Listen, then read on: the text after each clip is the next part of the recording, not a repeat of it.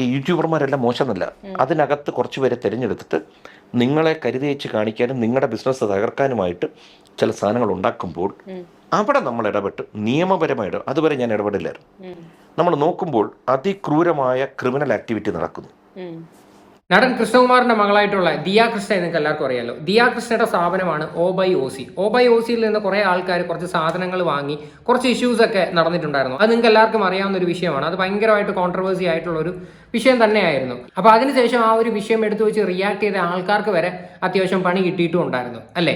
ശരിക്കും പറഞ്ഞാൽ ഈ ഒരു വിഷയം ആദ്യം യൂട്യൂബിൽ കൊണ്ടുവന്നത് ആരായിരുന്നു? ഉപ്പുമുളകും എന്ന് പറയുന്ന ഒരു യൂട്യൂബ് ചാനലിൽ അവരായിരുന്നു ഈ ഒരു വിഷയം ആദ്യമേ പുറത്തുവിടുന്നത്. അതിനുശേഷമായിരുന്നു എല്ലാ യൂട്യൂബേഴ്സും എടുത്തു വെച്ചിട്ട് റിയാക്ട് ചെയ്തിട്ടുണ്ടായിരുന്നത്. ഇപ്പൊ കഴിഞ്ഞ ആഴ്ച ദിയ കൃഷ്ണയുടെ അച്ഛനായിട്ടുള്ള കൃഷ്ണകുമാറിന്റെ ഒരു ഇന്റർവ്യൂ വന്നിട്ടുണ്ടായിരുന്നു. അതിനകത്ത് പുള്ളി ഇതിനെ പറ്റിയിട്ട് കുറച്ച് കാര്യങ്ങൾ സംസാരിക്കുന്നുണ്ട്. അതായത് കുറെ ആൾക്കാരും കൂടി ചേർന്നിട്ട് എൻ്റെ മകളുടെ സ്ഥാപനം തകർക്കാൻ നോക്കി എന്നൊക്കെ, പ്രത്യേകിച്ച് യൂട്യൂബേഴ്സിന്റെ ഒക്കെ ഇടപെടലിനെ പറ്റിയിട്ടൊക്കെയാണ് പറയണത്.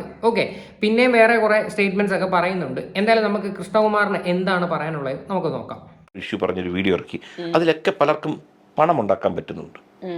അപ്പം നമുക്കത് ദോഷമായിട്ട് തോന്നുന്നില്ല. മാനസികം ഞാൻ ഒരിക്കൽ അവൾക്കത് ചെറിയൊരു തട്ട് കിട്ടി ഇടയ്ക്ക്. കാരണം വെച്ചാൽ അവളുടെ കച്ചവടത്തെ തകർക്കാൻ വേണ്ടി ചെയ്യുന്ന ഇതിനകത്ത് സോഷ്യൽ മീഡിയ വളരെ നല്ല, പക്ഷേ ഈ ഡബിൾ എഡ്ജ് സ്വാഡ് എന്ന് പറയും, ഇരുവരെയും കട്ട് ചെയ്യുന്ന ഒരു സംഭവം. ഇപ്പൊ എന്ന് വെച്ചാൽ പ്രിൻസി നാളെ ഒരു സ്ഥാപനം തുടങ്ങുന്നു, പെട്ടെന്നത് ഉയർന്നു. അപ്പം അപ്പുറത്തിരിക്കുന്ന 5 പേർക്ക് അത് ബുദ്ധിമുട്ട് വരുന്നു. അല്ല, ഒരു കടക്കാരന് അയാൾ ഈ യൂട്യൂബർമാരെല്ലാം മോശമെന്നല്ല, അതിനകത്ത് കുറച്ച് പേരെ തിരഞ്ഞെടുത്തിട്ട് നിങ്ങളെ കരുതി വെച്ച് കാണിക്കാനും നിങ്ങളുടെ ബിസിനസ് തകർക്കാനുമായിട്ട് ചില സാധനങ്ങൾ ഉണ്ടാക്കുമ്പോൾ അവിടെ നമ്മൾ ഇടപെട്ട് നിയമപരമായിട്ട് അതുവരെ ഞാൻ ഇടപെടില്ലായിരുന്നു. അതായത് മനഃപൂർവ്വം കുറച്ച് ആൾക്കാർ പ്ലാൻ ചെയ്ത് ചെയ്യുന്നു എന്നുള്ള രീതിയിലാണ് പുള്ളി പറയണത്. ശരിക്കും പറഞ്ഞാൽ ഇവിടെ ഇവരുടെ സ്ഥാപനം തകർക്കാനായിട്ട് ആരാണ് ഇവിടെ നോക്കിയത്? ദിയ കൃഷ്ണയുടെ സ്ഥാപനത്തിൽ നിന്ന് ഈ സാധനങ്ങൾ വാങ്ങിയ ആൾക്കാരാണ് നമ്മുടെ എല്ലായിടത്തും വന്ന് പറഞ്ഞത്. എന്നിട്ട് അതിനകത്ത് കുറേ കാര്യങ്ങളൊന്നും നമ്മൾ ആരും എടുത്തു വെച്ച് പുറത്ത് വിട്ടിട്ടില്ല. കുറേ ആൾക്കാർ വന്നിട്ട് ഇതുപോലെ പറഞ്ഞിട്ടുണ്ടായിരുന്നു, പ്രത്യേകിച്ച് കസ്റ്റമർ സർവീസിനെ പറ്റിയിട്ട്. കാര്യം അവിടുന്ന് ഒരു സാധനം മേടിച്ച് കഴിഞ്ഞ് കഴിഞ്ഞാൽ അവർ പിന്നെ വിളിച്ചു കഴിഞ്ഞാൽ ഫോൺ പോലും എടുക്കത്തില്ല എന്നൊക്കെയുള്ള രീതിയിലായിരുന്നു. ഈ ഒരു വിഷയമാണ് നമ്മളെല്ലാവരും എടുത്തു വെച്ചിട്ട് ഡീറ്റെയിൽ ആയിട്ട് സംസാരിച്ചത്. എന്നിട്ടാണ് ഈ പുള്ളി ഇപ്പം പറയണത് നമ്മളെല്ലാവരും കൂടെ മനഃപൂർവ്വം അവരുടെ സ്ഥാപനം തകർക്കാൻ നോക്കിയെന്ന്. എന്തായാലും ഞാൻ കുറച്ച് നാൾക്ക് മുന്നേ ഉള്ളൊരു വീഡിയോ ഇവിടെ കാണിക്കാം. ഈ ഒരു വിഷയം ആദ്യം കൊണ്ടുവന്ന ആരാന്ന് നിങ്ങൾക്ക് അറിയാലോ, ഉപ്പുമുളകും ലൈറ്റ് എന്ന് പറയുന്ന ആ യൂട്യൂബ് ചാനൽ, അവരാണ് ഈ ഒരു വിഷയം ആദ്യം കൊണ്ടുവന്നത്. ഞാൻ അവരുടെ ഒരു വീഡിയോ ഇവിടെ പ്ലേ ചെയ്യാം, അത് നമുക്കൊന്ന് കാണാം. അപ്പോൾ ഇതാണ് കേട്ടോ, നമ്മൾ ഓർഡർ ചെയ്തിട്ട് അവർക്ക് മെസ്സേജ് അയച്ചതും കാര്യങ്ങളൊക്കെ ചെയ്തത്. പക്ഷേ അവർ റിപ്ലൈയോ കാര്യങ്ങളോ ഒന്നും തന്നില്ല. നമ്മൾ 2 ദിവസം സമയമൊക്കെ അവർക്ക് കൊടുത്തു, പക്ഷേ ഇതിന് റിപ്ലൈയോ കാര്യങ്ങളോ ഒന്നും തന്നില്ല. നമ്മുടെ കാശ് പോയി, കല്ലൊക്കെ പോയി, ഒരു മാലയും കിട്ടി, ഒരു ജോഡിയിൽ നിന്ന് ഒരു കമ്മലായിട്ടുള്ളത് കിട്ടി. നമ്മൾ എന്ത് ചെയ്യാനാണ്? അപ്പോൾ എല്ലാവരും ഇതിൽ കയറി ബുക്ക് ചെയ്യുമ്പോൾ ഒന്ന് ശ്രദ്ധിക്കുക, ചതിക്കപ്പെടാൻ ചാൻസ് ഉണ്ട്. ഞാൻ എന്തായാലും ചതിക്കപ്പെട്ടു, നല്ല നിലയ്ക്ക് ചതിക്കപ്പെട്ടു. എന്താ വെച്ചാൽ ഇത്രയും ഒരു യൂട്യൂബിൽ ഇൻസ്റ്റയിൽ നിൽക്കുന്ന ഒരു ഫീൽഡിൽ നിൽക്കുന്ന ഒരാൾക്കാരിൽ നിന്ന് ഇത്രയും ഒരു ചതി ഞാൻ ഒട്ടും പ്രതീക്ഷിച്ചതല്ല. അപ്പോൾ അതായിരിക്കും ഓരോരുത്തരുടെ മാനേഴ്സ്, അത്രേ ഉള്ളൂ. അങ്ങനെ നമ്മൾ അടുക്കളയിലെ പണിയും കാര്യം. അപ്പം ഈ ഒരു വിഷയം ആദ്യമേ പുറത്തു വിടുന്നത് ഇവരാണ്, അല്ലാതെ ഞങ്ങൾ ആരുമല്ല. നിങ്ങളുടെ അവിടെ നിന്ന് സാധനം വാങ്ങിയിട്ട് അവർക്കുണ്ടായ ഒരു മോശം അനുഭവമാണ് അവർ ഷെയർ ചെയ്തത്. അവർ നിങ്ങളുടെ പേരോ കാര്യങ്ങളോ ഒന്നും പറഞ്ഞിട്ടില്ലായിരുന്നു. പക്ഷേ ഈ ഒരു ചാറ്റിനകത്ത് ക്ലിയർ ആണ്, ദിയയുടെ പേര് അതിനകത്തുണ്ട്. അങ്ങനെയാണ് നമ്മളെല്ലാവരും എടുത്ത് വെച്ച് റിയാക്ട് ചെയ്തത്. എന്നിട്ടാണ് ഇപ്പോൾ ഈ പുള്ളി വന്നിരുന്ന് ഇങ്ങനെ സംസാരിക്കുന്നത്. എന്തായാലും ബാക്കിയുടെ കാണാം. നമ്മൾ നോക്കുമ്പോൾ അതിക്രൂരമായ ക്രിമിനൽ ആക്ടിവിറ്റി നടക്കുന്നു. അവിടെ വരെ ഞാൻ ഇടപെട്ടില്ല. അവിടെ നമ്മൾ ഇടപെടും. എവിടെ എങ്ങനെ പരാതി കൊടുക്കണം, ആരോട് സംസാരിക്കും. കാരണം എൻ്റെ മക്കളെ പ്രൊട്ടക്റ്റ് ചെയ്യും, ഞാൻ കൂടെ നിൽക്കും. അത് ശരിയോ തെറ്റൊന്നും ഞാൻ നോക്കത്തില്ല, അത് എൻ്റെ ഒരു രീതിയാണ്. ശരിയോ തെറ്റും നോക്കത്തില്ല, എൻ്റെ മക്കളെ പ്രൊട്ടക്റ്റ് ചെയ്യാൻ ഞാൻ കൂടെ നിൽക്കുമെന്ന്.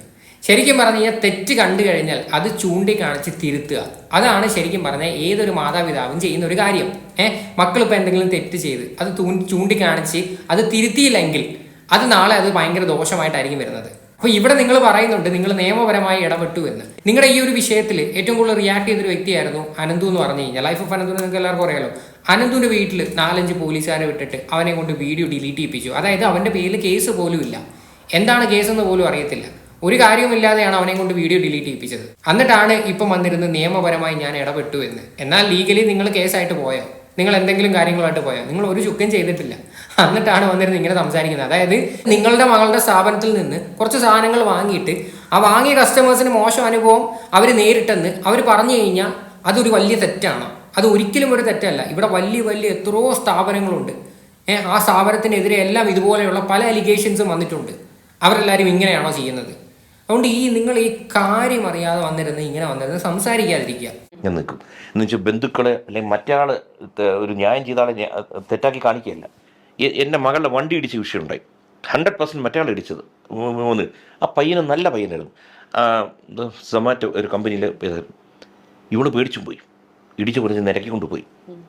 അപ്പോൾ തെറ്റ് ആരുടെ എന്നുള്ള ആ പയ്യൻ അവിടെ വെച്ച് പറയുന്നു. പക്ഷേ നമ്മൾ അപ്പോഴും നോക്കേണ്ടത് എത്രയല്ല പയ്യൻ വേദന എടുത്ത് ആശുപത്രി കിടക്കുകയാണ്. അവരുടെ മാതാപിതാക്കൾ വിളിച്ചു, ആ വണ്ടി നന്നാക്കാനുള്ളതും ആ ചികിത്സയുടെ എല്ലാം കൊടുത്തു. അവർക്കത് വേണ്ടെന്ന് വരെ പറഞ്ഞു. പക്ഷേ അപ്പോഴെന്താ പറ്റിച്ചൊരു നമുക്കൊരു മനസ്സമാനമുണ്ട്. കാരണം എത്രയായാലും ഒരു അപകടം നടന്നു കഴിഞ്ഞാൽ വേദന എടുക്കുന്നത് ഭയങ്കരമാണ്, ഫിസിക്കൽ പെയിൻ എന്ന് പറയുന്നത്. അപ്പോൾ ഇതൊക്കെ പിള്ളേർക്ക് പറഞ്ഞു കൊടുക്കും. ശരി തെറ്റിനെ വലിയതായിട്ട് നോക്കരുത്.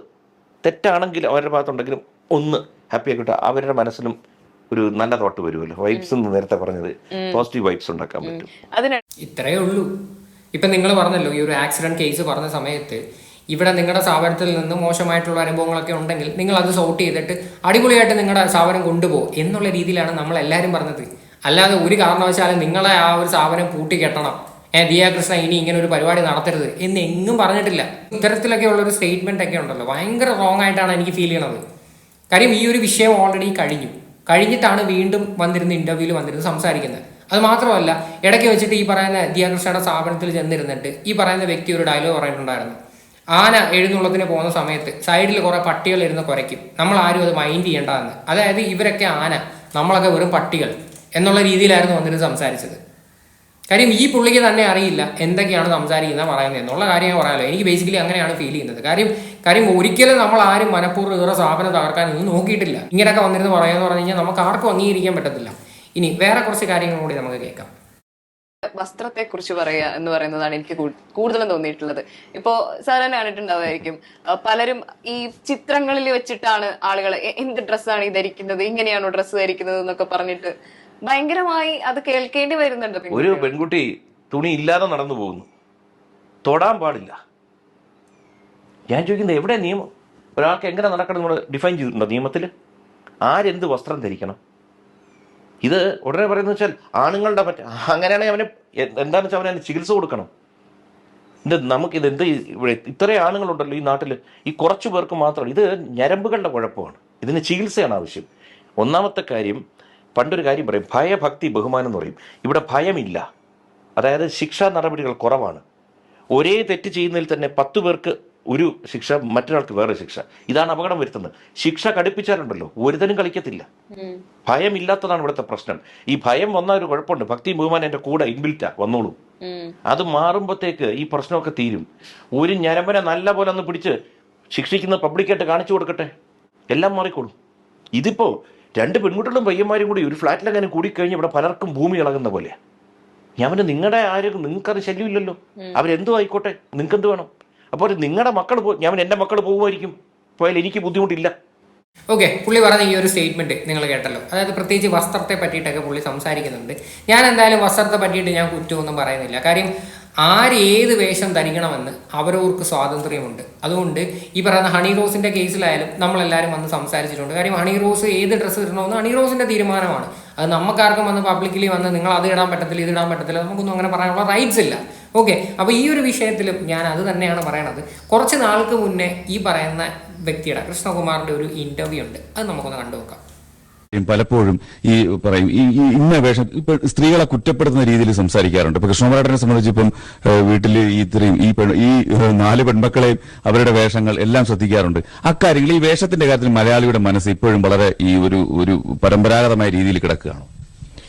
അല്ല, ഈ വസ്ത്രധാരണം ഒന്ന് ഇപ്പോ നമ്മുടെ നാട്ടിൽ നടക്കുന്ന വിഷയമായിട്ട് കണക്ട് ചെയ്ത് പറയുകയാണെങ്കിൽ, ഒരു സ്ത്രീ വസ്ത്രം ധരിക്കാതെ റോഡിലൂടെ നടന്നാൽ പോലും നോ എന്നാണെങ്കിൽ ആ സ്ത്രീയുടെ ശരീരത്തിൽ തൊടാൻ പാടില്ല. അത് കേരളമല്ല, ലോകത്തെവിടെയാണെങ്കിൽ. പക്ഷേ ഇതെല്ലാം നടന്നാൽ ഏത് വസ്ത്രം ആർക്കും ധരിക്കാം, അത് വേറെ. പക്ഷെ ഞാൻ എന്റെ മക്കളോട് ഞാനൊരു കൃത്യമായ കാര്യങ്ങൾ പറഞ്ഞു കൊടുക്കും. വസ്ത്രം നല്ല രീതിയിൽ ധരിച്ചിരിക്കണം. അത് ശരീരം കവർ ചെയ്യാൻ വേണ്ടിയാണ് വസ്ത്രം ധരിക്കുന്നത്. പരമാവധി ഏറ്റവും നല്ല രീതിയിൽ വസ്ത്രം ധരിക്കുക. ഈ നമ്മൾ സഞ്ചരിക്കുമ്പോൾ പോലും ഞാൻ പറഞ്ഞു കൊടുക്കും, എടുത്ത് എവിടെ വേണോ നിങ്ങൾക്ക് പോകുന്നതിന് കുഴപ്പമില്ല. പക്ഷേ ഈ റോങ് സ്ഥലത്ത് റോങ് പാർട്ടിയുമായിട്ട് റോങ് ടൈമിൽ പോകരുത്. നമ്മളായിട്ട് ക്ഷണിച്ച് വരുത്തരുത് പ്രശ്നങ്ങൾ. കേട്ടല്ലോ. ഞാനായിട്ട് ഇനി ഇതിനകത്ത് പ്രത്യേകിച്ച് ഒരഭിപ്രായം പറയുന്നില്ല. കാര്യം വസ്ത്രങ്ങളുടെ കാര്യമാണ്. പ്രത്യേകിച്ച് നിങ്ങൾക്ക് 4 പെൺമക്കളാണ്. അതുകൊണ്ട് ഞാൻ ഒരിക്കലും വന്നിരുന്നിട്ട് അവരേത് ഡ്രസ്സ് ധരിക്കണം, അവരേത് ഡ്രസ്സ് ധരിക്കണ്ട എന്ന് എനിക്ക് പറയാനുള്ള യാതൊരു അവകാശവുമില്ല.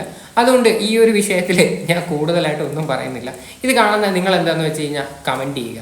ഓക്കെ, വളരെ മാന്യമായിട്ടുള്ള രീതിയിൽ വന്നിരുന്ന് കമൻറ്റ് ചെയ്യുക എന്നേ ഞാൻ പറയത്തുള്ളൂ. അല്ലാതെ എനിക്ക് ഇതിനകത്ത് പ്രത്യേകിച്ച് ഒരു അഭിപ്രായവുമില്ല. മേ ബി ഞാൻ പറഞ്ഞല്ലേ, സിറ്റുവേഷനും ഈ പറയുന്ന കാലങ്ങളും കഴിയുമ്പോഴത്തേക്ക് ഈ പറയുന്ന പുള്ളിയുടെ സ്റ്റേറ്റ്മെൻറ്റ്സ് മാറുന്നതാകാം, അല്ലേ? അത്രേ എനിക്ക് തോന്നുള്ളൂ. അപ്പം ഈ പറയുന്ന പോലെ തന്നെ കൃഷ്ണകുമാർ എന്ന് പറയുന്ന ഒരു വ്യക്തി പല സ്റ്റേറ്റ്മെൻറ്റ്സും വന്നിരുന്ന് പറയണത് വളരെ തെറ്റായിട്ടാണ് എനിക്ക് ഫീൽ ചെയ്യുന്നത്.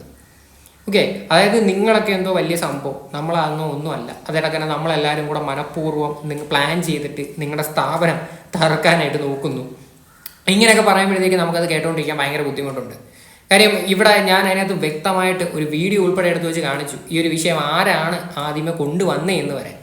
എന്നിട്ടും ഇത് യൂട്യൂബേഴ്സാണ്. പിന്നെ വേറൊരു കാര്യമുണ്ട്, നിങ്ങളുടെ വൈഫ് തന്നെ പറഞ്ഞിട്ടുണ്ട് ഒരു വേലയും കൂലിയും ഇല്ലാത്തവന്മാരാണ്, അവന്മാരെന്തെങ്കിലും ചെയ്ത് പോട്ടെ എന്ന്. ഇത്തരത്തിലൊക്കെയുള്ള സ്റ്റേറ്റ്മെൻറ്റ്സ് കേൾക്കുമ്പോഴാണ് നമുക്ക് ആർക്കും ഒന്നും സഹിക്കാൻ പറ്റാത്തത്. അതുകൊണ്ടാണ് നമ്മളെല്ലാവരും എടുത്ത് വെച്ചിട്ട് റിയാക്ട് ചെയ്യണത്. ഓക്കെ, അപ്പോൾ ഇത്രയുള്ള സംഭവം. എന്തായാലും ഇതിനെക്കുറിച്ചിട്ടുള്ള നിങ്ങളുടെയൊക്കെ അഭിപ്രായങ്ങൾ എന്താണെന്ന് വെച്ചാൽ നിങ്ങൾ തീർച്ചയായിട്ടും കമൻറ്റ് ചെയ്യുക.